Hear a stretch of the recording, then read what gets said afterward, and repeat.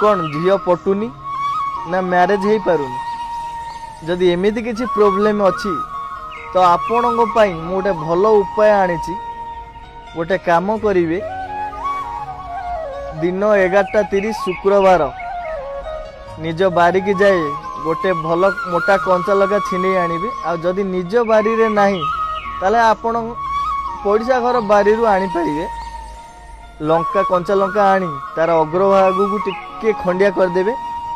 आउ ताकू ये धरिकी आखि एंद बंद करी ओ या कही निज गांडी रे लगेगी हाथ मिटी सोई पड़तु निश्चित सफल हेबे। एक मु कही ना कहते आमर टुंगुरु दास तांको कथा मानिले मंगल हो रही।